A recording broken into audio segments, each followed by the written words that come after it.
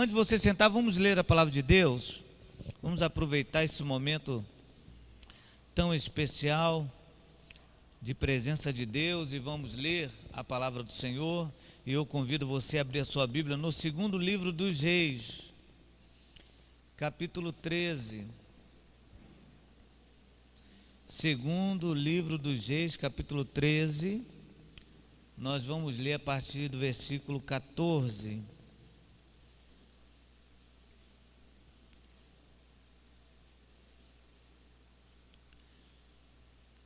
Graças a Deus, como é importante estarmos na casa do Senhor, nessa manhã de celebração, que é a ceia, e também um momento para nós meditarmos na palavra de Deus. Você achou? Segundo livro dos Reis, capítulo 13, versículo 14 em diante, nos diz assim: Estando Eliseu padecendo da enfermidade de que havia de morrer, Jeoás, rei de Israel, desceu a visitá-lo. Chorou sobre ele e disse: meu pai, carro de Israel e seus cavaleiros. Então lhe disse Eliseu: toma um arco e flechas. E ele tomou um arco e flechas. Disse ao rei de Israel: retesa o arco. E ele o fez. Então Eliseu pôs as mãos sobre as mãos do rei e disse: abra a janela para o oriente. E ele abriu. Disse mais Eliseu: atira. E ele atirou. Prosseguiu: flecha da vitória do Senhor, flecha da vitória contra os sírios, porque ferirás os sírios em Afeca até os consumir. Disse ainda: toma as flechas. Ele as tomou. Então disse ao rei de Israel: atira contra a terra. E ele a feriu 3 vezes e cessou. Então o homem de Deus se indignou muito contra ele e disse: 5 ou 6 vezes a deverias ter ferido. Então ferirás os sírios até os consumir. Porém agora só 3 vezes ferirás os sírios. Amém? Vamos meditar na palavra do Senhor. Você pode sentar, nós já oramos, nós já pedimos a Deus a bênção sobre a sua palavra. Amém. Meus queridos irmãos, trago para você mais uma vez uma palavra de reflexão. E quando eu falo que trago para vocês é porque antes ela já me atingiu, ou antes eu já fui obrigado a refletir sobre ela, e acredito que essa palavra há de enriquecer não o seu conhecimento, não o seu intelecto, mas há de enriquecer a sua alma. Eu estava pensando sobre as eras, sobre os tempos da história humana, sobre a terra. E você sabe muito bem que para cada período há um nome, há uma classificação do período da história humana. Exemplo, a Idade Média é chamado período das trevas, ou época das trevas. Depois, estou citando logo a mais recente, para você não ficar atribulado comigo. Depois vem o Iluminismo, o Renascimento, quase que acoplado a isso. Mas cada período da história humana, ela é denominada, ela tem um título, ela tem um nome que define o momento que vive o ser humano, ou a humanidade, como você preferir. Vemos depois a modernidade, estamos passando pela pós-modernidade, e eu fiquei pensando qual seria um título assim melhor ou mais aplicável para os momentos que estamos vivendo hoje. Qual seria o nome para esse período? E confesso para você que isso é um nome particular, eu que estou dando, não tirei de nenhum compêndio, de nenhum livro, de nenhum historiador, é algo que eu pensei. Se eu pudesse denominar o período que nós estamos vivendo, eu chamaria de o período paradoxo. O que é o paradoxo? O paradoxo é muito mais do que conflito de ideias, é muito mais do que contestação, do que você ter uma ideia, o diácono Eris ter outra, o Gilead ter outra, e assim nós debatermos ou criarmos um embate sobre isso. O paradoxo é muito mais do que isso. O paradoxo, ele fere princípios. Por quê? Porque o paradoxo ensina que uma nova ideia extraordinária, ela deve estar acima de todas as outras que você já teve. Eu posso resumir dizendo para você que um paradoxo é a ausência do nexo, ou ausência da lógica. E nós vivemos essa época, não a lógica. Como assim? Deixa eu explicar a você, eu vou te dar 3 exemplos. Primeiro, no Rio de Janeiro, a polícia perseguia ou estava atrás de um traficante famoso por sua crueldade, líder de uma comunidade grande no Rio de Janeiro e perigosa, e em uma invasão lá da comunidade, o bandido trocou tiro com a polícia, foi ferido e faleceu. Até aí, você fala, pastor, onde está o paradoxo nisso? O paradoxo vem depois, que depois que ele falecido, a família dele, eu confesso que eu esqueci o nome do personagem principal da história, a família dele foi à justiça reclamar direitos, porque esse traficante é que sustentava a família.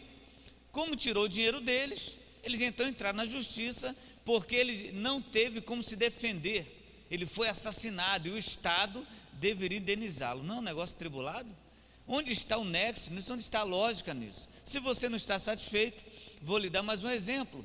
Você sabia muito bem, se você tem um filho de 5, 6 anos, 7 anos, e te atribula, porque toda criança atribula, não atribula? Se a sua criança fica o dia todo na sua casa, parado, emudecido, no canto, ou sentado estudando, leva no médico porque é doente. Normalmente criança, ela dá trabalho, ela, não é verdade? Bom, criança é criança, mas saiba você o seguinte, que se você bater num filho seu hoje, numa filha sua com essa idade, ou com 8, com 9 anos, ou 10 anos, ela pode levantar o dedo para você e falar assim, eu vou no conselho tutelar, te acusar, eu vou lá te denunciar, porque existe a lei da palmada. Não é um absurdo? Na época minha da infância não seria palmada, seria a lei da varada, da cadeirada, da tijolada, lei da tudo que tem na frente, mas não, um negócio estranho, um trem doido desse, como é que você pode admitir um negócio desse? Bom, você ainda não está convencido do paradoxo, vou lhe dar outra razão. Uma procuradora federal, ela em um discurso, em uma lei que ela tenta criar, ela afirma o seguinte, a criança não é de propriedade da família, a criança é de propriedade do Estado. Então o Estado é que vai dizer para ela, se ela é homem ou mulher, qual a religião que ela tem que seguir, porque a criança é propriedade do Estado, não da família. Não é uma loucura? E o interessante é que isso, dito há anos atrás, isso seria atacado, isso seria não somente questionado, mas seria de uma forma assim veemente, gritado, protestos e tantas outras coisas iam acontecer, mas hoje não. Hoje as pessoas acham bonito, acham interessante, é verdade, sabe por quê? Porque cada um tem o seu valor, cada um tem o seu princípio, cada um tem sua ideia, cada um tem sua razão, então nós vivemos num paradoxo, e no paradoxo tem que ter o equilíbrio, não é um negócio estarrecedor? O interessante, irmãos, é que os valores estão sendo invertidos, mas eu não vou aqui falar sobre valores mundanos, porque o mundo não tem compromisso com a verdade, o mundo não tem compromisso com a palavra de Deus. O problema todo é que esse paradoxo que nós vivemos, ele entrou na igreja, e nós vivemos um evangelho também de paradoxo. Vou dar para você alguns exemplos. Primeiro, dizemos que somos espirituais, mas vivemos baseado na matéria. Não é um paradoxo? Não, pastor, nós vivemos falando de céu, mas a garantia de muitos crentes, e não somente a pregação, como também o ouvido de muitos crentes, está somente voltado às coisas da terra. Vivemos um possível pseudo, não sei nem como dizer para você, de crescimento evangélico. Meu Deus, eu estou assombrado, diz alguns historiadores, pesquisadores, de como os evangelhos cresceram no Brasil, mas um evangelho que não influencia, um evangelho que não transforma, um evangelho que não muda a sociedade, que pelo contrário abraça os preceitos e também os contextos sociais. Que crescimento é este?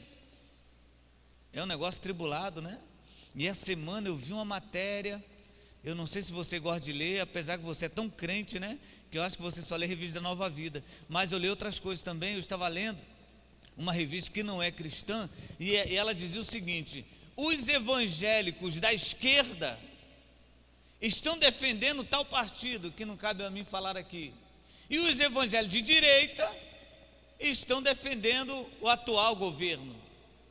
Gente, evangélico de esquerda, evangélico de direita, um povo que diz que nós somos uma só família, Um povo que prega a união, a unidade, a coesão, agora diz, não, eu sou de esquerda, você é de direita. Gente, onde estamos?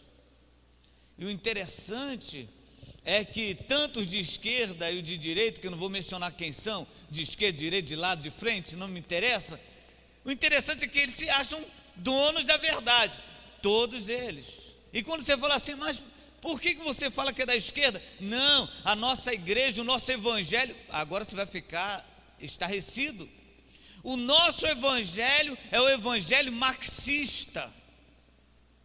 Que loucura! Onde existe evangelho marxista? O que diz o marxismo? Que ele prega o socialismo, a igualdade social.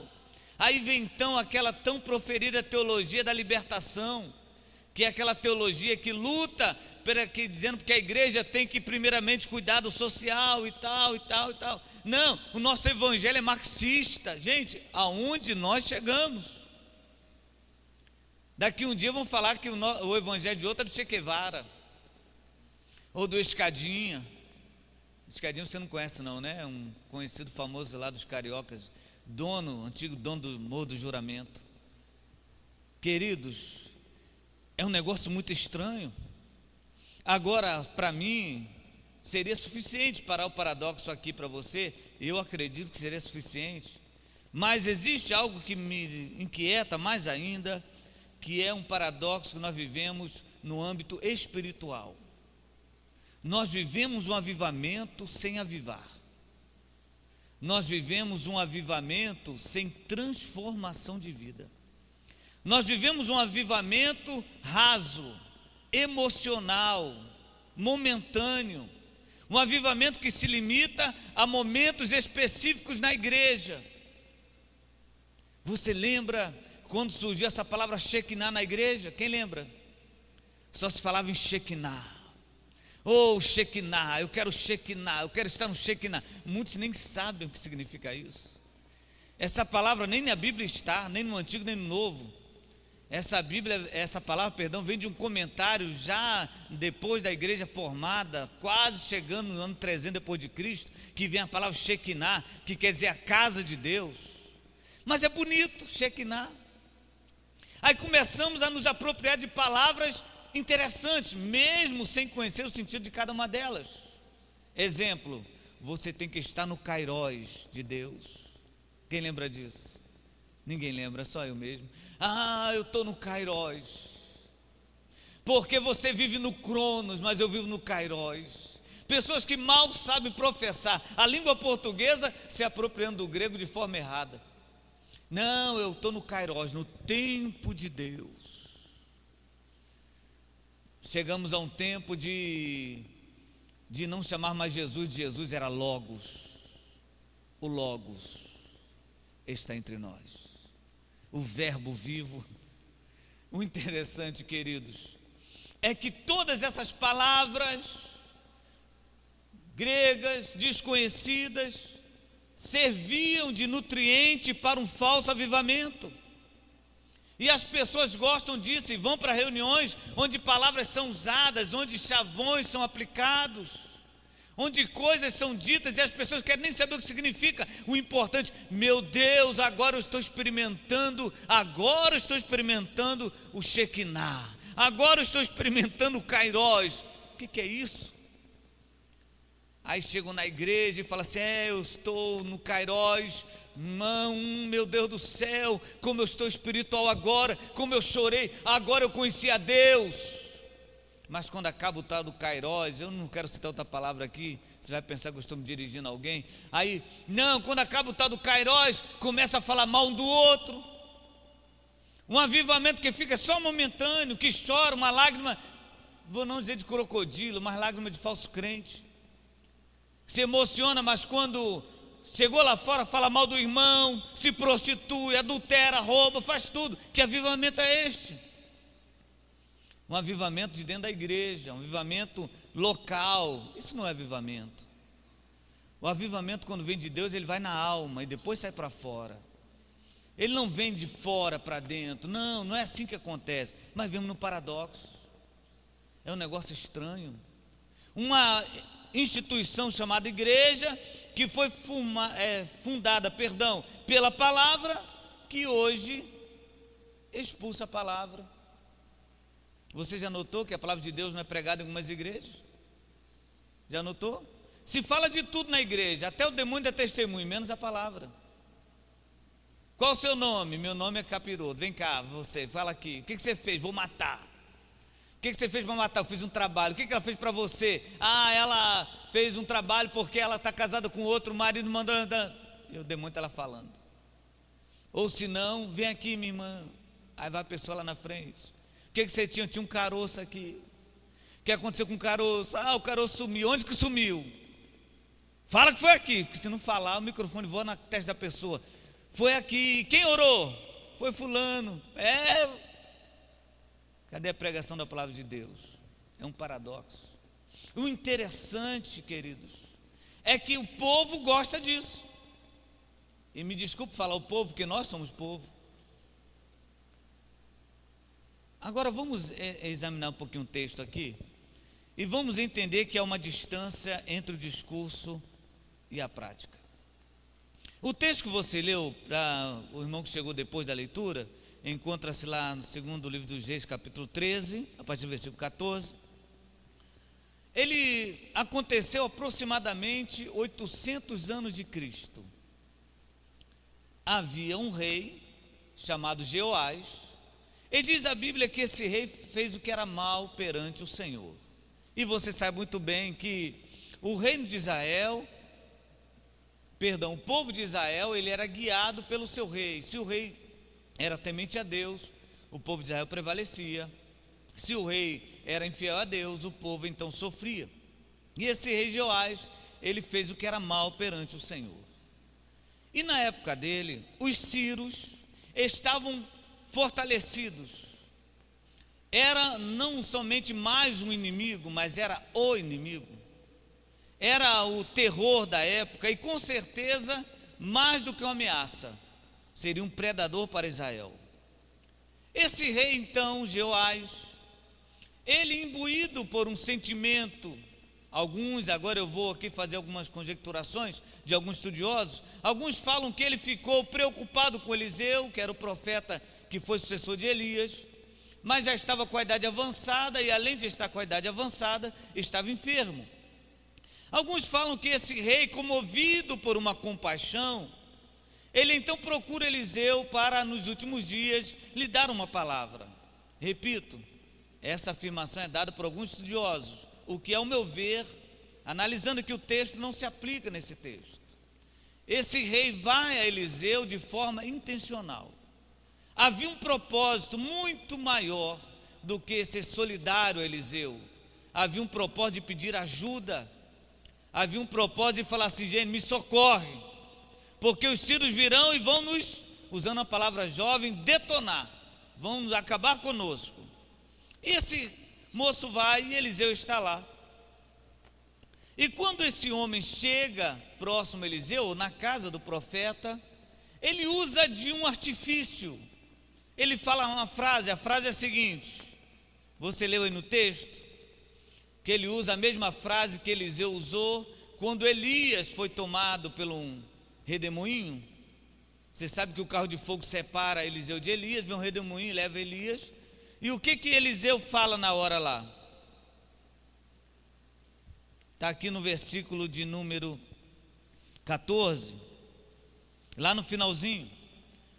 O rei fala assim, quando vê Eliseu: meu pai, carros de Israel e seus cavaleiros. A pergunta é, o que tem a ver essa frase? O que significa essa frase? Por que ele entra na casa de Eliseu, ou no quarto mórbido já de Eliseu, e se utiliza dessa frase? Você pode procurar em todo o Antigo Testamento, no Novo Testamento, você pode procurar explicações. Essa frase não significa nada, absolutamente nada. Não é uma frase de contexto cultural, não é uma expressão costumeira deles.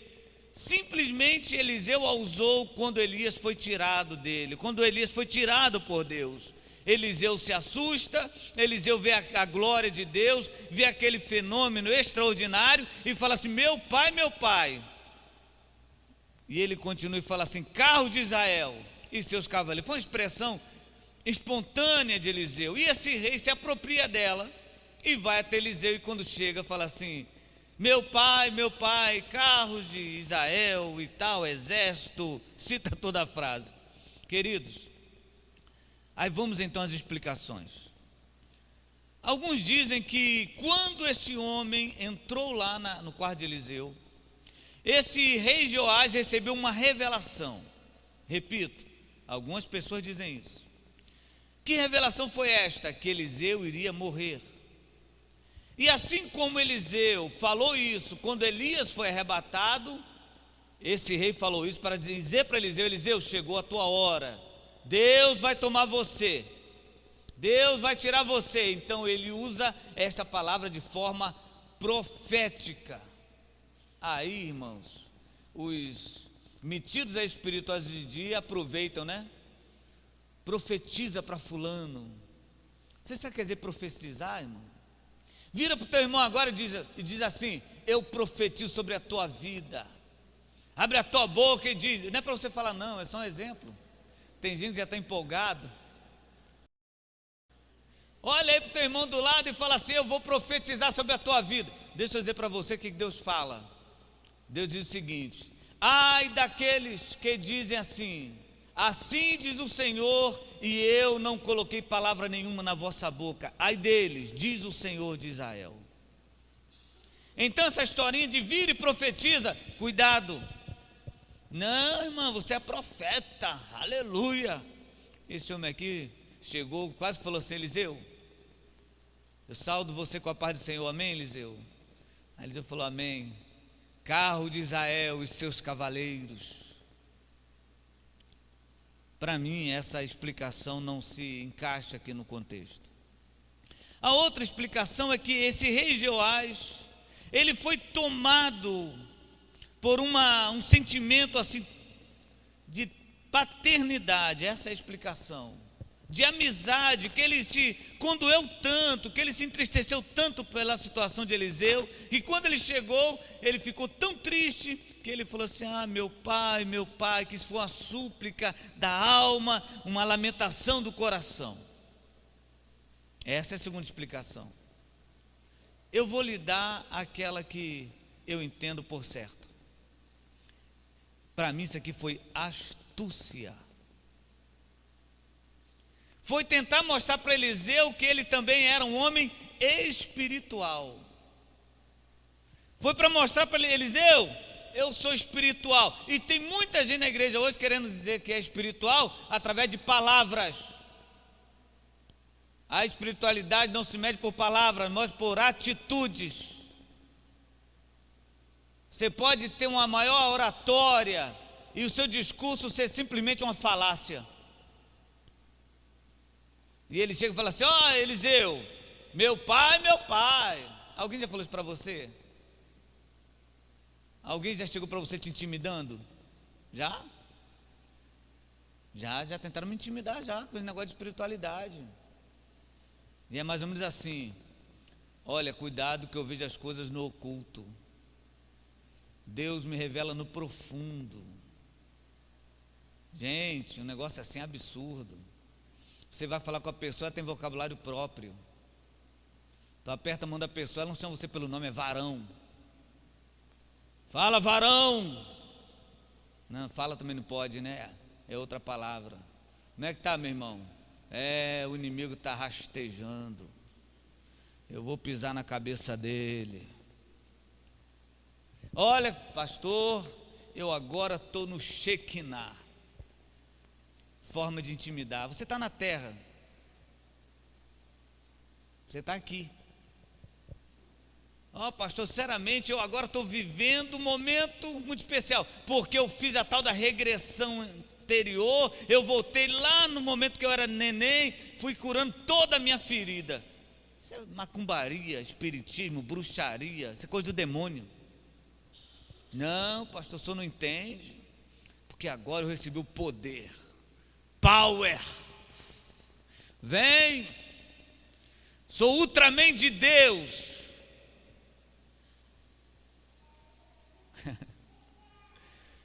Ah, meus queridos, esse rei tentou isso. Só que o discurso dele está muito longe da prática. Eliseu falou assim: como é que é? Fala aí, como é que é o negócio? Meu pai. Carro diz: vem cá, pega um arco aí, abre a janela, vamos atirar uma flecha para o oriente. Pegou na mão dele, atirou a flecha e falou assim: essa é a flecha da vitória do Senhor, vai ferir os círios. Estava bom até aí, não estava? Não, mas o homem era espiritual. Não, tinha que ter algo a mais. Ele fala: esse negócio de uma flecha só para você, não. Fala o seguinte: atira a flecha no chão. Aquele homem que entrou falando em mistério, pega flechas, 1, 2, 3. O profeta quase ficou curado. De tanta indignação que o profeta teve, ele quase levantou de uma perna só e ficou curado. E ele falou assim: por que você não tacou mais flechas? Você não é espiritual?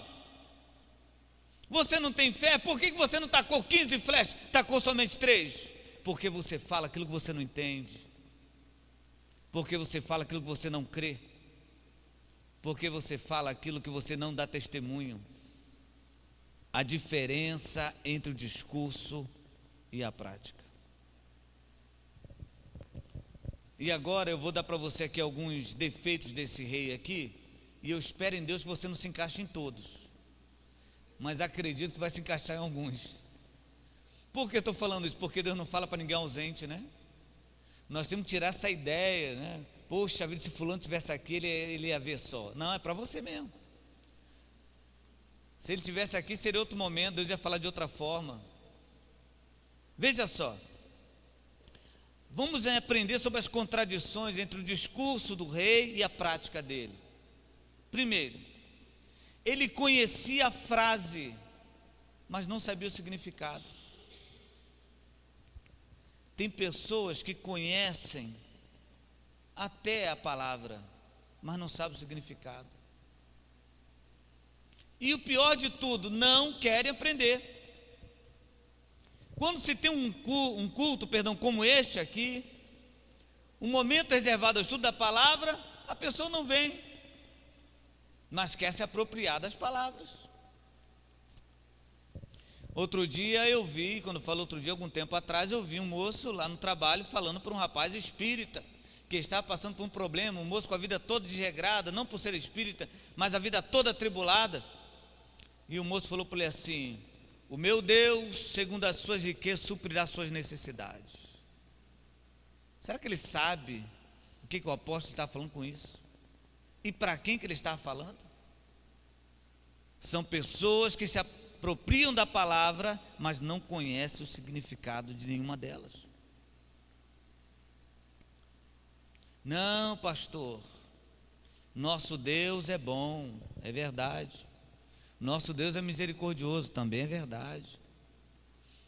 Outro dia um moço colocou uma mensagem para mim, eu nem respondi. E a mensagem era uma pergunta, e a pergunta era esta: me cite, pastor, um homem fiel a Deus que foi pobre. Aí eu comecei por mim, pensando, né? Aí eu podia dar o nome de todo mundo aqui. Não, você não, só eu. E ele botou lá assim: porque eu nunca vi na Bíblia um fiel a Deus ser pobre. Não merece nem responder um negócio desse. Porque na realidade ele não está perguntando, ele está agredindo. O problema é que nós não entendemos que Jesus mudou certos contextos. Eu já falei isso aqui, vou somente repetir para você. No Antigo Testamento, como era a bem-aventurança? Qual era o sentido da bem-aventurança? Bem-aventurado o homem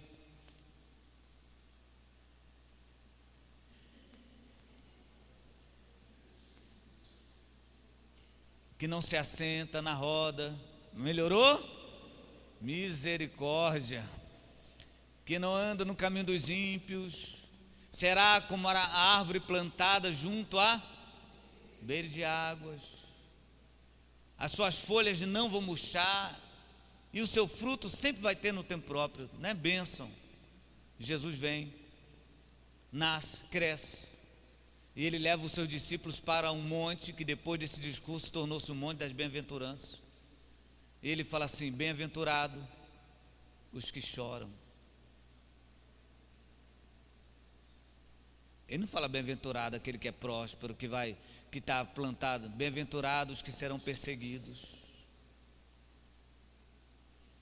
Bem-aventurados sois vós. Jesus mudou esse contexto. Mas as pessoas começam a pegar uma palavra e não conhecem e saem por aí falando. Outra contradição desse homem aqui é que para ele, as palavras que ele falava não tinham nenhum efeito no seu comportamento. Se ele tivesse falado e aquelas palavras tivessem mudado o comportamento dele, ele iria atirar quantas flechas? Aquele homem que chegou tão seguro, tão confiante: ah, meu Deus, meu pai, carro de Israel. Ele ia atacar 500 flechas, ou todas estivessem lá, tanta fé. Mas as palavras dele não tinham nenhum efeito no seu comportamento. É outro paradoxo que vivemos no evangelho de hoje. Aceitação sem conversão. Adesão à igreja sem mudança de vida. Não há nenhum efeito no comportamento da pessoa. Fala, profetiza, fala em língua estranha, mas é um ímpio. Roda, bate a cabeça, baba, chinelo voa, planta bananeira, mas não muda o seu comportamento. Ele continua mentindo, ela continua mentindo. Cuidado com o seu discurso. Veja como está a sua vida prática. As palavras de Deus, quando aprendidas, mudam o nosso comportamento. Eu queria que você, se você decorar, decore. Se você tem um HD aí externo, decore. Mas se você não tem essa capacidade, escreva se quiser e puder. A palavra de Deus, quando compreendida, o que acontece? Ela muda o nosso comportamento. Se não houve mudança de comportamento, logo as palavras de Deus não foram apreendidas. Por isso Jesus falou assim: conhecereis a verdade, e a verdade o quê? Libertará. Mas as pessoas não recebem a palavra, não conhecem a palavra, por isso essa palavra não tem nenhum efeito no seu comportamento. Louvado seja o nosso Deus. Tem um vídeo, infelizmente a internet tem os lados positivos, mas também tem os lados assim meio que berrantes, meio que constrangedores, onde um determinado pastor, agarrado ao púlpito, ele diz assim: ninguém me tira daqui. E os outros pastores auxiliares atrás: não, você vai ter que sair porque você errou. Mas eu não saio. Dentro da igreja. E o interessante é que a besta quadrada ainda põe isso no YouTube e coloca embaixo dizendo assim: estou defendendo o evangelho. Está nada. Escandalizar não defende. O que defende o evangelho, meu querido e minha querida irmã, é você falar a verdade, não escandalizar. As mudanças de comportamento não existem. Facções são criadas na igreja todos os dias.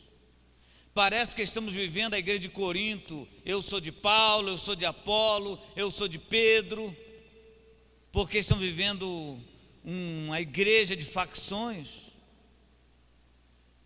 Não, mas eu estou aprendendo a palavra. Não está, porque se aprendesse a palavra, Deus mudaria o seu comportamento. E eu peço a Deus que o meu comportamento, que o seu comportamento nessa manhã seja mudado pelo poder da palavra de Deus. Mude, penetre.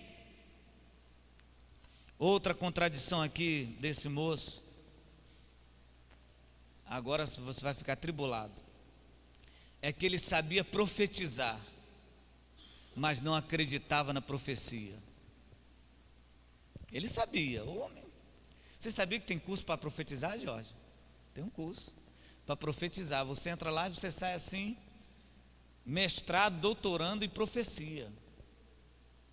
É bem verdade que hoje tudo é profético, né? Irmão, vai ter lá na igreja um momento, para não ferir ninguém, vamos imaginar um negócio aqui. Vai ter uma horta, tá bom, Fernando? Vou ferir você. Vai ter uma horta lá na igreja, mas é profética. Horta é horta, irmão. Não, pastor, vai ter um negócio lá hoje, vai ter um mover, uma oração profética. Oração é oração. Você pode me achar meio cético. E acredito até que alguns o achem mesmo, mas me achem mesmo, mas não tem jeito. Já falei para você, repito, eu vim para cá para cuidar da sua vida. E eu vou fazer isso com muito zelo. Eu vou fazer isso com muita dedicação. Amém? Não vou falar para você se não está gostando, come pouco, porque isso é agressivo, né? Mas vou falar para você, comer a si mesmo. Se alimentar a si mesmo. Existem pessoas que sabem até profetizar, mas não acreditam na profecia. Um exemplo aqui que eu vou dar. Vire para o seu exemplo, tá? Vire para o seu irmão e fala assim: o teu dia hoje será extraordinário. Aí você vira para o irmão, faz cara de profeta, tem que fazer, né? Tem toda uma mudança de característica, tem toda uma caracterização. Você tem que ficar com cara de mal. Não se profetiza com cara de bom. Não se profetiza com cara de pessoa que penteou o cabelo, não. Tem que estar tudo despenteado, com a cabelo igual uma parabólica. Tem que ser um negócio aterrorizante.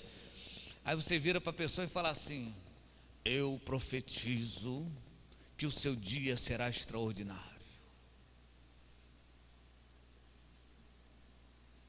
Acabou o culto, o que profetizou falou assim: meu Deus, que lástima, minha vida é uma miséria. Anta, você não acabou de profetizar?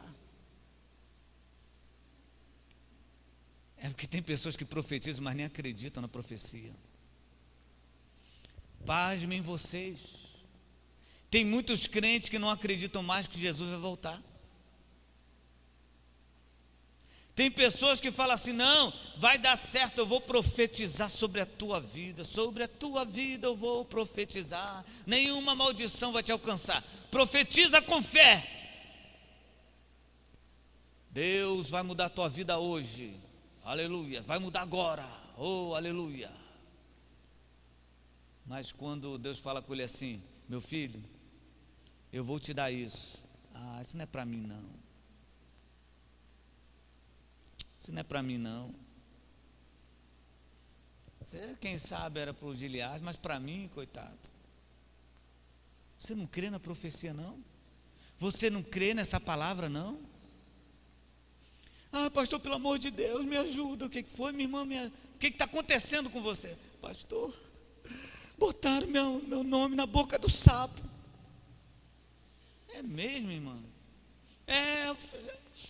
Meu Deus, alguém falou para mim, a irmã do coque, foi lá em casa, e a irmã do coque disse assim: olha, Deus está me revelando que fizeram um trabalho contra você. Você não crê na profecia não? Nenhum mal te sucederá, praga nenhuma. Você crê nisso? Chegará à tua casa. Tem pessoas que até conhecem, mas não acreditam. Tem medo, porque eu já falei para você, graças a Deus está passando, mas antigamente tudo na igreja era macumba, tudo.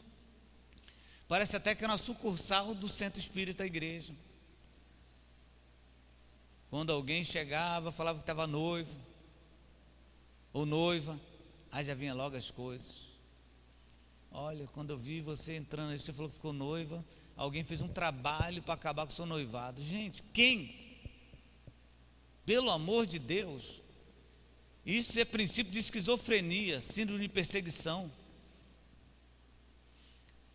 Olha, você deu testemunho do seu trabalho, conseguiu uma porta de emprego. Eu vi alguém fazer um trabalho com você lá dentro do cemitério. para tirar teu emprego. Quem, gente?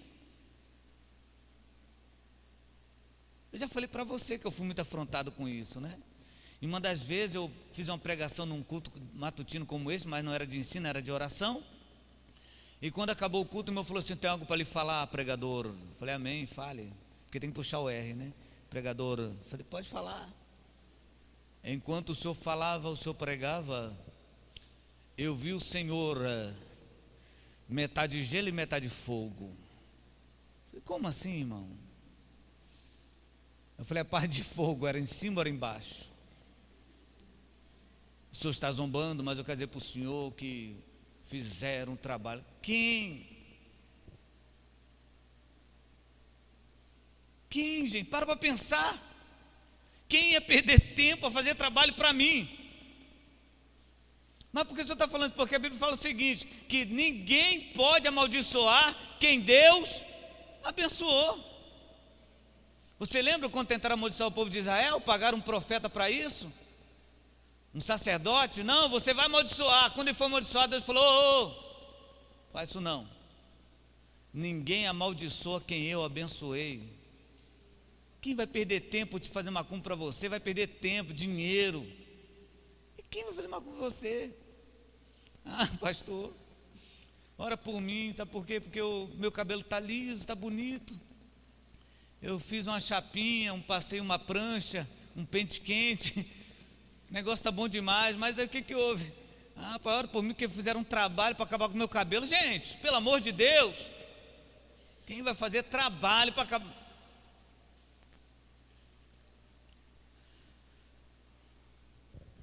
As pessoas até conhecem, mas não acreditam. Eu digo para você o seguinte: existe uma palavra de Jesus, que ela está em meu coração sempre, quando alguém fala alguma coisa assim, que vai fazer isso ou aquilo, que tem 7 espíritos ou 15, sempre fala alguma coisa, sempre essa palavra no meu coração. E a palavra é a seguinte: está consumado. Quando Jesus falou isso na cruz, está dizendo para você: agora acabou. Há poder no meu sangue para transformar você, para guardar você, para proteger você.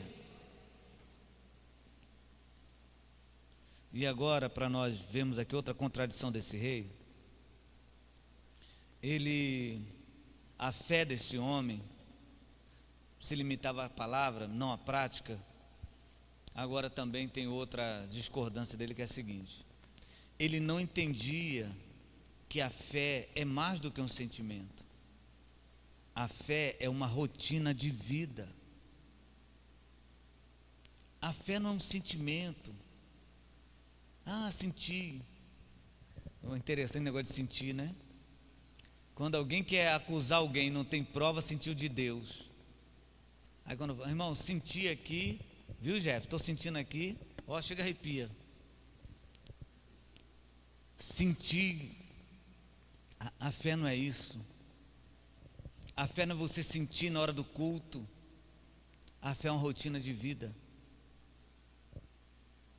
A fé é você saber que onde você colocar a mão, o Senhor está com você.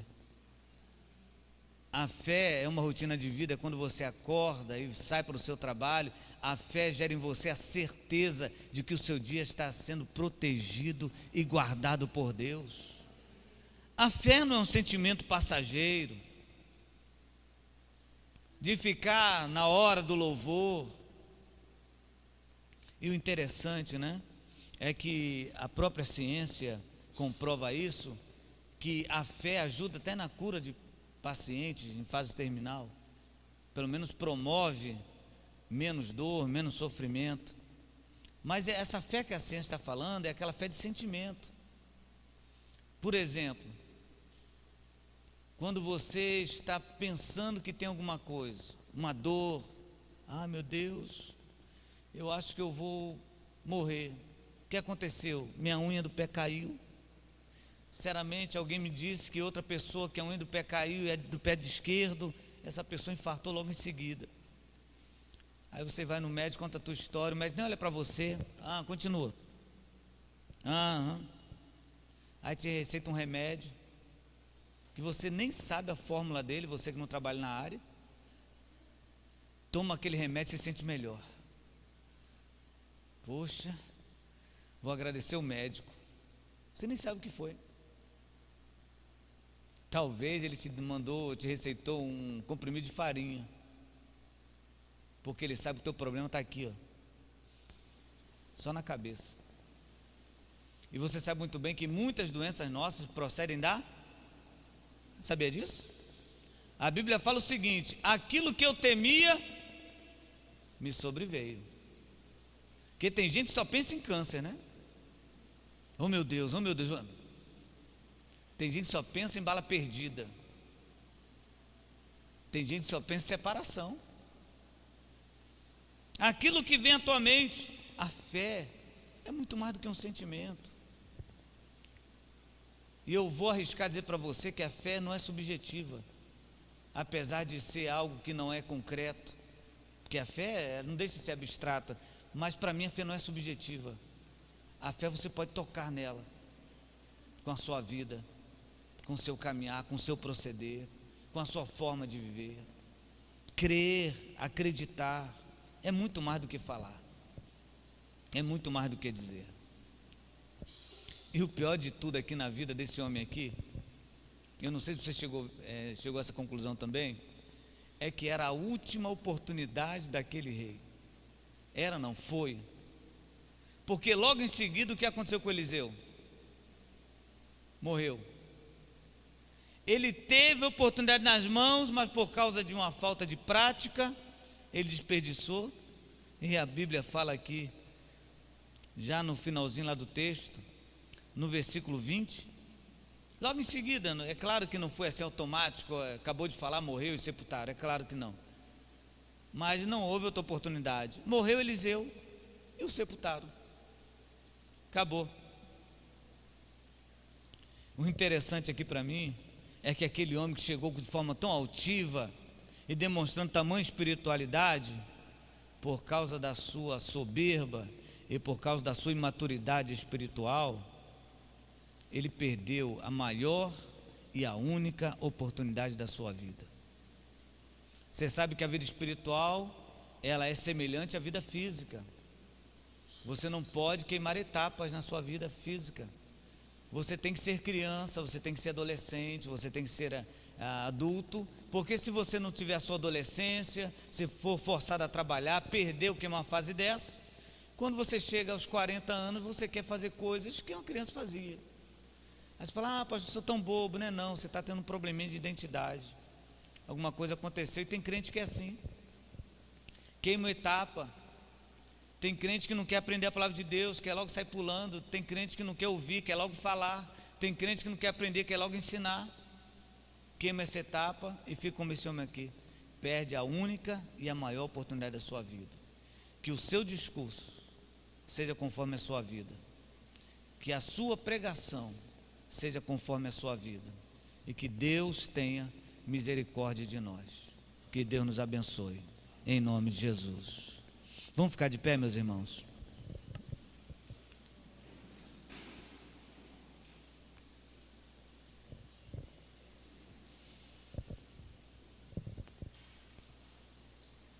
Vamos orar? É uma reflexão que nos força, né, a questionarmos nós mesmos, ou a examinarmos nós mesmos. Será que a nossa vida, ela condiz com aquilo que falamos, que cantamos? Porque não existe coisa melhor do que cantar. Você canta, existem letras de músicas que nos emocionam. Agora, será que o nosso cantar é o nosso viver? Será de verdade que a minha pregação é a minha vida? Será que a sua pregação é a sua vida? Ou será que entre nós existem muitos Jeoás que falam: meu pai, carro de fogo e cavaleiro, dragão de Deus, cospe fogo, entra no corredor de fogo, sai na porta do labirinto, sei lá. Mas quando sai da igreja, o seu discurso não tem nada a ver com a sua vida. Como está você? Eu queria que em rápidos minutos você refletisse sobre isso, porque nós vamos participar da mesa do Senhor. E Jesus falou assim: todas as vezes que fizeres isso, façam em memória de mim. E já o apóstolo Paulo nos orientando fala assim: e quando sentarem-se, examinem-se, pois, a si mesmo. Depois de examinar, coma. E depois de examinar, beba. Como está a sua vida?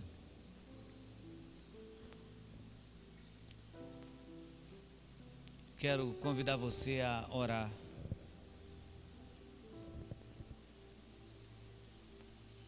Eu quero convidar você a refletir.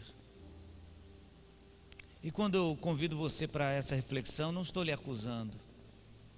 Quem sou eu para lhe acusar de alguma coisa? Eu estou orientando você a fazer uma análise da sua vida. Será que você de fato é o que fala?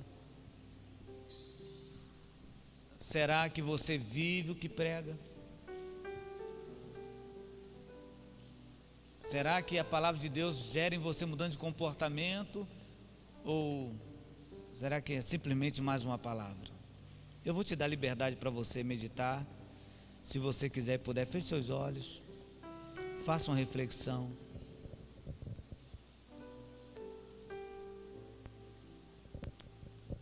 Bendito seja o Senhor.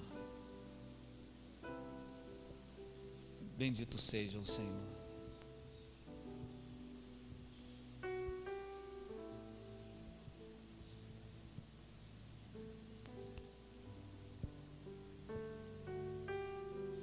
Senhor, eu te peço perdão, Senhor. Perdoa-me, Senhor. Perdoa-me, porque tantas vezes eu duvido, tantas vezes, Senhor, eu temo, tantas vezes, Senhor, eu me sinto inseguro. Ajude-nos, Senhor, em nossa fraqueza, Senhor.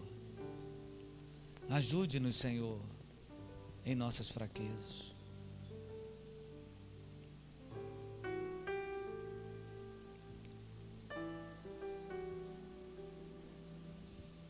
Contempla, Senhor, o nosso coração.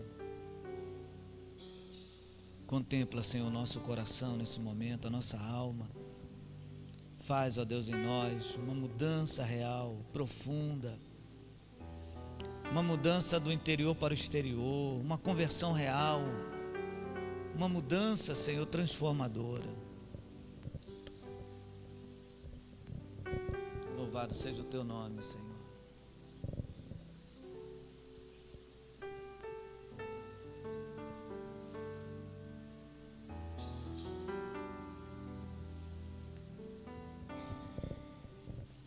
Esqueça um pouquinho o tempo, por favor. E vamos aproveitar esse instante agora na presença de Deus.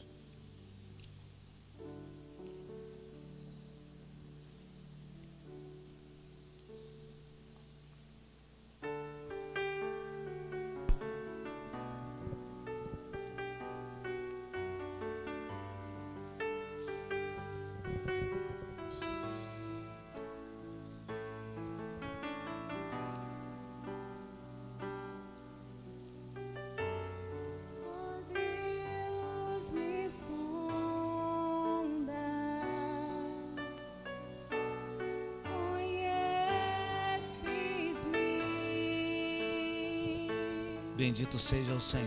Mesmo quando falho,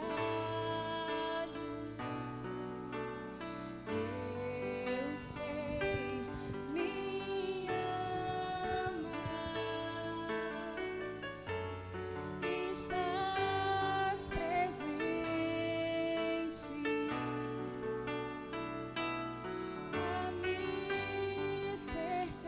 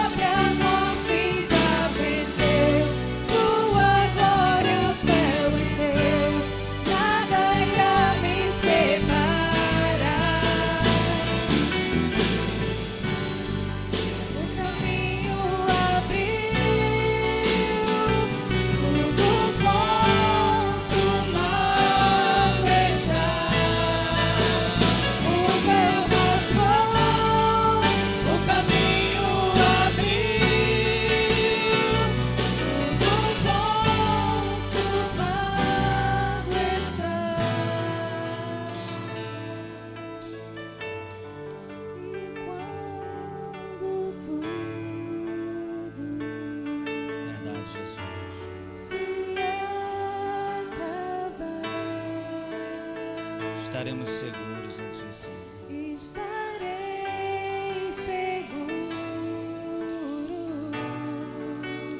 pois sei me amas. Eu sei me amas.